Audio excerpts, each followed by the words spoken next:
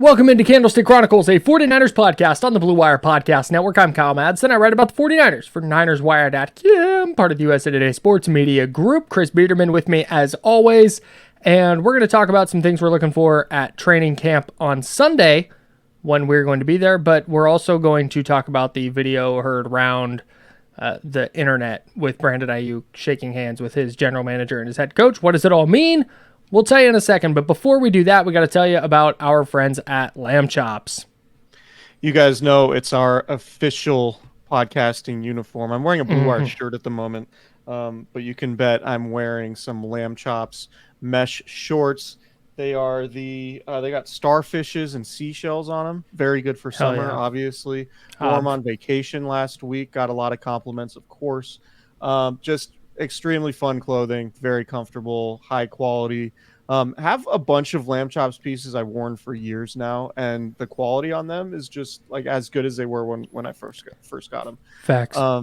And so they withstand lots of loads of laundry. Great, they're super comfortable. Wear around the house. We're traveling anytime you need something comfortable. They are there for you. So go to sglambchops.com. Use promo code Candlestick20 to get 20% off your first order. Shorts, sweatpants, t-shirts, accessories, a bunch of great stuff over on their website. And make sure you follow them at sglambchops on Instagram and X, formerly Twitter, where they have great stuff there as well.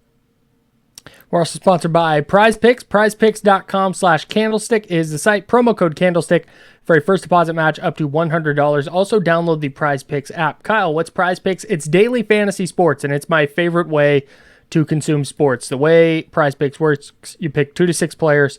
You pick more or less on the stat projections. They have almost any stat you can think of from any sport you can think of that includes the summer games. I have been having a blast consuming the summer games, but also putting in my Prize Picks entries. Women's basketball, I've been riding with my girl Asia Wilson, and it is working out tremendously for me as always. I've been thinking about getting in on a little summer games golf as well. I might make that entry coming up. So you should do the same. Download the Prize Picks app today and use promo code Candlestick for a first deposit match up to $100. That is Prize Picks, promo code Candlestick for a first deposit match up to $100. Prize Picks, daily fantasy sports made easy. All right, let's talk about videos and training camp. I watched the Brandon Aiyuk video twice and formed all the hard opinions I needed to form about it. Okay, so before we dive in, we are playing it on our YouTube channel. Hit that full screen. Hit that full screen, dog. Oh, yeah. Good call. Yeah, I got you. Bang, bang. What?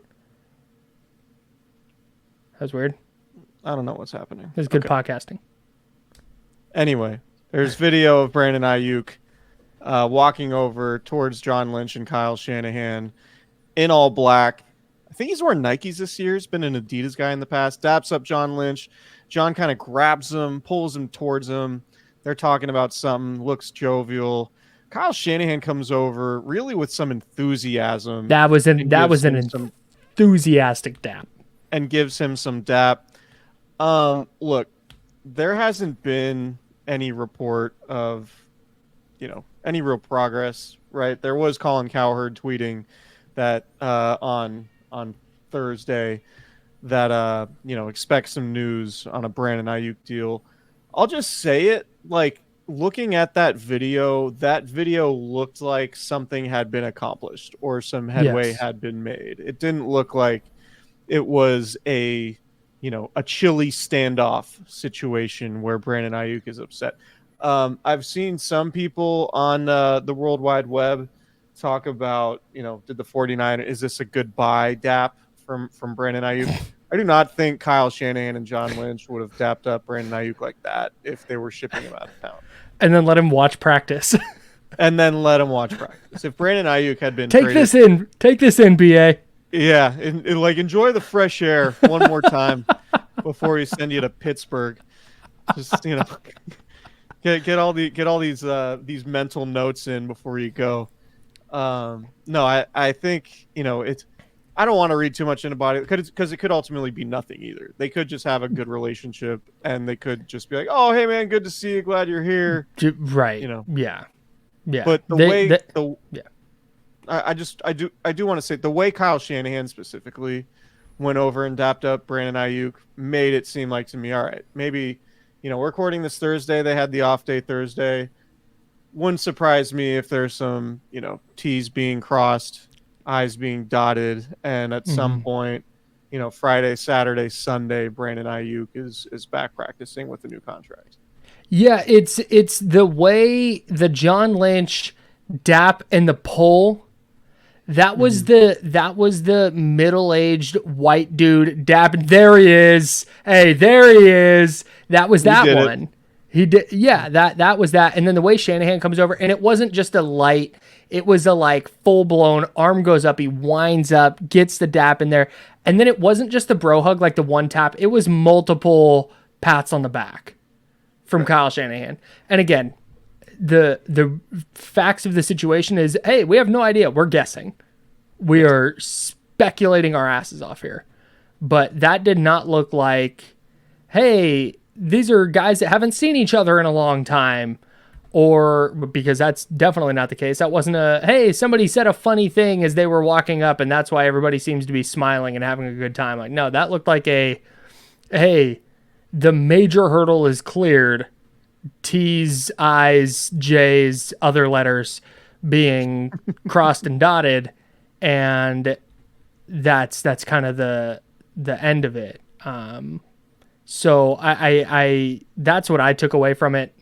Again, it might be nothing, but it wouldn't shock me if we're recording this Thursday, August 1. If you're listening to this on Friday, August 2, it wouldn't shock me if by the time you're listening to this, there's reports of a deal out. Yeah, and if a deal gets done, ideally, if our schedules allow, we will do an emergency podcast to dive into the structure. Hopefully, there will be some structure there that we can evaluate and contrast and compare Brandon Aiyuk's potential deal to others, because so many receivers around the NFL have signed this offseason. So it'll be interesting to see.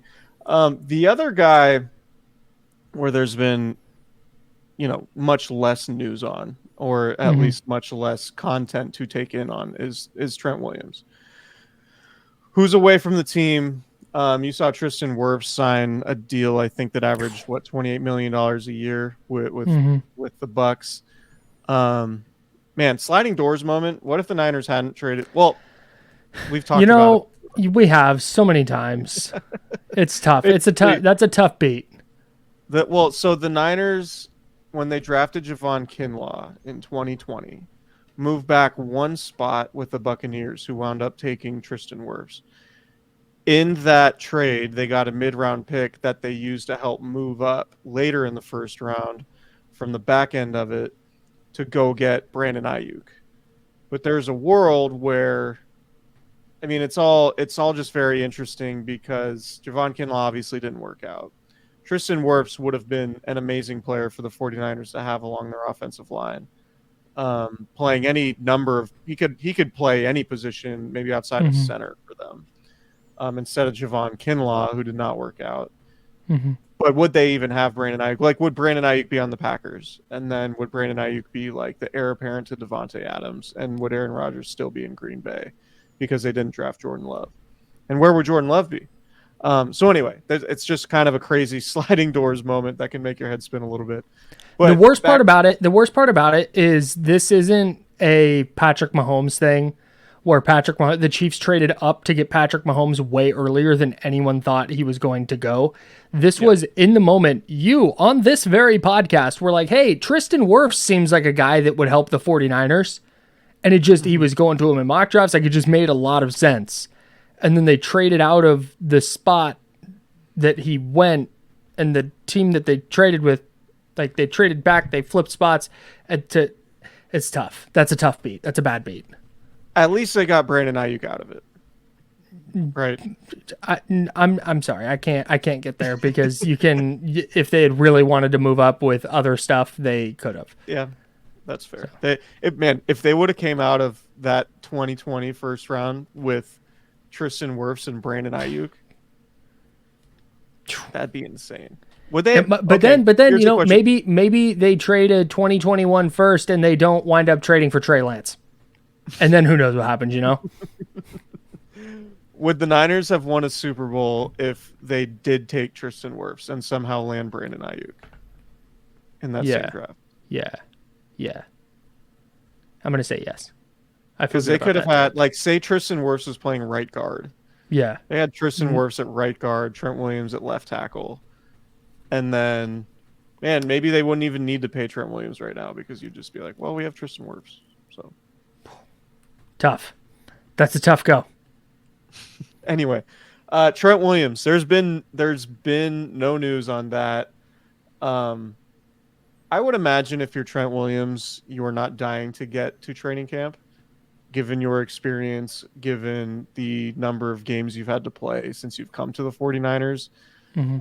Given that, you're one of the best players in the league, you probably don't need a 6-week ramp up period to the season. You're probably in tremendous shape.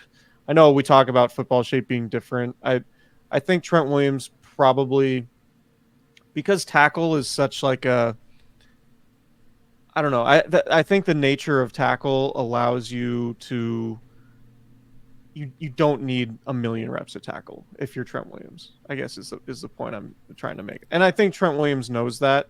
Yeah. And I think Trent understands that the longer he plays this out, the more money he's likely to get. And the more leverage he gains while the 49ers watch Jalen Moore try to play left tackle. From a football standpoint, Trent Williams is getting veteran rest days right now. Right. He's chilling. I've got the first practice after the preseason opener is when he comes to the table. Which is when? When's the preseason opener?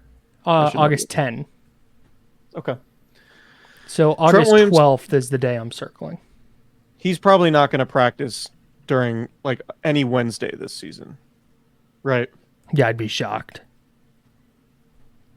So, yeah, I don't know. I think I'm kind of done trying to figure out the cap mechanics of all this stuff, because there are ways to move money around and make it and make it work. What I'm curious to see is are these pending deals with Brandon Aiyuk and Trent Williams? Are the 49ers going to have to shed salary next offseason in a way that maybe we're not expecting right now? Are they going to? I mean, actually, it wouldn't really be surprising. We've talked about them potentially dealing Deebo Samuel as a $28 million cap hit in 2025. That wouldn't really be all that surprising to us. But would paying Trent Williams now mean Niners traded George Kittle to the Jets for a 4th round pick next offseason or something? I don't know. Would that be crazy? I don't think that'd be crazy, but I also think that's where some of the give and take comes in, and I think that's part of the calculus here is having Brandon Aiyuk for the next 4 years and Trent Williams for the next 3 years better than having Trent Williams and George Kittle for the next 2 or 3 years. That's kind of, and I know we say George Kittle because that's the name you picked, but maybe it's Deebo Samuel, maybe it's Trevarius Ward and Deommodore Lenoir. When you have all pros at certain positions, that's you might have to let all pros go at other positions. So I think that's part of the reason this is hard.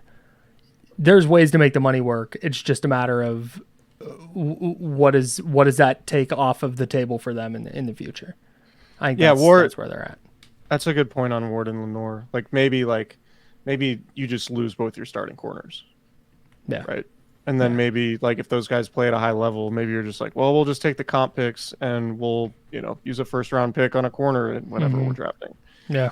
Right. Maybe that's what this turns into. So yeah. Anyway, I don't have a lot on Trent Williams right now because it's been pretty quiet, and I would imagine a restructure is just about guaranteeing him more money. I know the 49ers are still in the red, $38 million next season. Yeah. Even before they pay Brock Purdy and pay Brandon Aiyuk and pay Trent Williams. So, Pragmate's certainly got his work cut out for him, but Trent Williams to me has more leverage than Brandon Aiyuk. Would you agree with that? Yeah. Yeah, for sure. Because I could see the 49ers piecing together a receiving core without Brandon Aiyuk. I don't see them piecing together an offensive line without Trent Williams. Agree. And I also real quick, I know we want to get to a couple of camp things, but I really, really reject the idea that the 49ers could easily replace Brandon Aiyuk. I don't think that's the case. I was talking to Kenny Caraway from ESPN 1320 in Sacramento today, and he more or less, and he was making the point that Deebo Samuel would be easier to replace or more difficult to replace than Aiyuk. And I think that's right, because every team's been looking for the next Deebo Samuel and nobody's been able to find him. So I think that in a vacuum is right. But I've seen the sentiment, and I've heard this as well, that receivers like Aiyuk are a dime a dozen and you can just line up anybody at receiver. And that's just not the case. The way he gets open on every single route, and the way he, in particular, affects the intermediate area of the field where Brock Purdy likes to throw it. That's not, defenses have to defend the 49ers differently because of the way Brandon Aiyuk gets open. And if you take, let's say what is it? Like there's 7 things that Brandon Aiyuk does excellently, and then you put a receiver in there who does 3 things excellent. That's 4 things that a defense doesn't have to worry about, if that makes sense. So I don't think that the 49ers would be easily replace Brandon Aiyuk. I don't think that's the case at all. I don't think it would be easy. I do think it would be easier than trying to replace Trent Williams, to your initial point. Yeah, no doubt. No doubt. I would really have to sit down and have a hard think on who's more difficult to replace between Brandon Aiyuk and Deebo Samuel. And it might just end up coming down to longevity and play style in terms of being healthy and being on the field, because Brandon Aiyuk has the obvious advantage in that respect. But like what Deebo Samuel does makes him kind of quarterback proof, right? Like you can have a bad quarterback and still get a 1,600 yard season from Deebo Samuel with 12 touchdowns because of what he does on bubble screens and running the ball and things like that. Like you don't need elite surgical quarterback play to get the most out of Deebo Samuel, whereas you might with Brandon Aiyuk. But I think in terms of maximizing Brock Purdy, which obviously has to be the 49ers' number one objective, I do think you need Brandon Aiyuk, maybe more than you need Deebo Samuel, because at least with Christian McCaffrey, all right, Deebo is very unique and obviously sort of a one-of-a-kind type dude with the ball in his hands, but you can approximate some of that with Christian McCaffrey. And those guys, even though they play different positions, they do a lot of the same things and can run a lot of the same plays. Yeah. So I would definitely lean towards Aiyuk being more valuable than Deebo.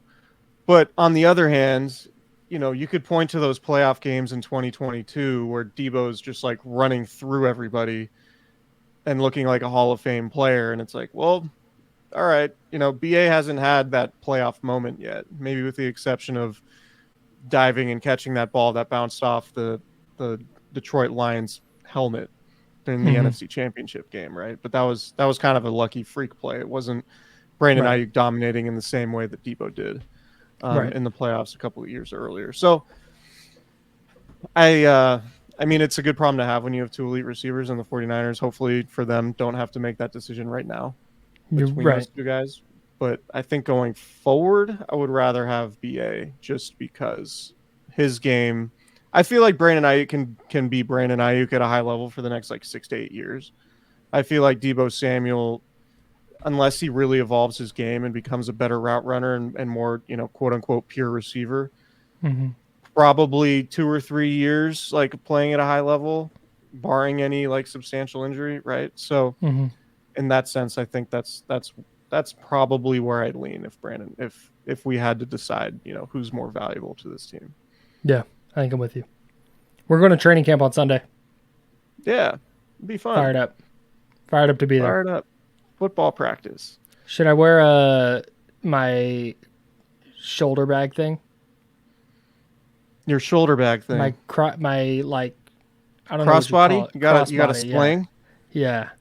I rocked a fanny pack at training camp back when I was a beat writer because I would have Snacks. I think fanny packs are kind of back in now, but I was a little bit before that. I can assure fanny you that's pack not the case. I would need, I wear prescription lenses, obviously. Would have prescription sunglasses, notebook, pens. Journalist I would things. I would keep a pack of Starbursts in my fanny pack just to, keep the energy up. Chew on something, Sometimes you get a little tired out there in the sun. You got to chew on something, get your energy back. Sure. So yeah, I would encourage it. Sunscreen. You can never never be unprepared with sunscreen. No one's ever been like, oh, I wish I didn't have this sunscreen. So would definitely recommend that. But no, man, I'm looking forward to it. Training camp, I think a lot of having covered, I think I covered 8 or 9 training camps. Having been to a lot of training camp practices, I think they're important and interesting. I think the reaction is largely overrated. And I've heard Brock Purdy talk about I wish I could credit the reporter who got these quotes from Brock Purdy, but about the interceptions, there was Brock talking about, testing limits a little bit, which is something that we probably should have talked about more earlier this week when we were talking about Brock Purdy's interceptions and the fact that he threw 7 interceptions in 2 practices, including 4 and 5 throws on Tuesday. Practices don't matter, man. You can get away with stuff. Like you can throw picks and it doesn't impact your wins and loss record, right? Like you can throw interceptions in practice in July and early August and it really doesn't matter at all. And if it's a case where Brock Purdy is testing what he can get away with and testing throws and windows and plays and just trying to figure out like, all right, if I can make this mistake in practice, I can't make this mistake in a game. Let's see how it goes. And maybe that is something that he can spin forward and apply to a game, apply to a pressure situation where like, oh, I remember in practice that I couldn't make this throw because there was a defender there against this look. And then, he's avoiding a game-changing interception in the red zone in a game that actually counts, right? So maybe there is value to that. I'm curious to see sort of what that balance looks like in person for Brock Purdy. I'm curious to see, you can sort of get a feel for where these guys are at by watching them practice. Nick Bosa to me is always the dude where it's like he just jumps off the field to you. He's just like that is a unique individual in terms of the way he just moves around and the way he practices. And one thing that's pretty cool about I think the 49ers star players is their best players practice really hard. Yeah. And I think that wasn't always true of Debo, which it sounds like he's having a really good camp so far. So I'll be curious to see him and the new number and lost weight, whatever. We'll see what that looks like in person. Is the number 1 truly slimming? We'll have that for you next week. We will have that for you early next week. So keep it locked to this feed, to this YouTube channel. Absolutely. I do want to see what the offensive line looks like. That's probably definitely the position group that's hardest to evaluate in training camp. But I just want to see what it looks like. Is Jalen Moore the same guy? And is it a complete catastrophe if Trent Williams is not playing football for you? Or is he getting better and is he somewhat serviceable if you don't have Trent Williams? Yeah. It's not a guarantee that Trent is just going to be there. I mean, I think he might show up because he knows we're going to be there. Yeah, maybe. He might just pull up. He might just be like, because the Candle Cron Bros are my guys. My guys, what's good? So I'll be interested to see that. And I'll be interested to see sort of Nick Sorensen's role, what he's like as a coach, what he's like as a defensive coordinator, and how guys respond to him. And it sounds like all of those things are positive so far for Sorensen. Definitely. And Kyle Shanahan has enough equity for me in terms of his ability to hire defensive coaches, maybe with the exception of Steve Wilkes. If Kyle Shanahan likes a young coach who doesn't have a ton of experience, there's a good chance he's going to be good just based on Kyle Shanahan's record at hiring these guys. And he's been in the building. Everybody knows him. So it's not It's not an unknown. What do you? Sorry, I'm rambling. What are you looking forward to on Sunday? I think you hit on a lot of it. One of the kind of general things I'm watching for is the rookies. Ricky Pearsall at that point will have a few more practices under his belt, and I want to see if he continues having an impact because it sounds like his first couple days went pretty well. Renardo Green, same thing. We just talked about Diamador Lenore and Trevarius Ward. There's a real chance they might lose both of those guys. If Renardo Green can play, that makes next season and beyond a lot easier for them. D. Winters and Jalen Graham, two of the backup linebackers. Nick Sorensen in his press conference on Wednesday talked about how they've both kind of are trending toward taking a leap. I'm interested to see what they look like on the field for sure. And I think that's kind of those are the big things I'm looking for, those rookies, and then the two second-year linebackers for sure. Smart. Thanks. I think that's good. And maybe if there's more DAP opportunities between Brandon Aiyuk and DAP opportunities, DAP opportunities and the 49ers luminaries. I'm looking for meetings of the minds. Are you? There will be plenty of those. There will definitely be plenty of those. All right. I think that's all I got. You got anything else? I've got nothing else. Get the heck out of here. You got stuff to go do. We all got stuff to do. Subscribe, rate, and review. Do all that stuff. Please check out our YouTube channel. Yep. We are dying to improve that this season. And tell your friends about it. I think the more people who follow, subscribe, hit like buttons, the more feeds it pops up on. So we would greatly appreciate that. And as always, 5-star reviews wherever you listen to your podcast. If you like us in an audio form, that's great too. And we will talk to you guys early next week with our smoking hot takes from training camp. Can't wait. And if there's a Brandon Aiyuk contract in the meantime, we'll get an emergency pod up. Yeah. Talk about the structure. Can't wait. See ya.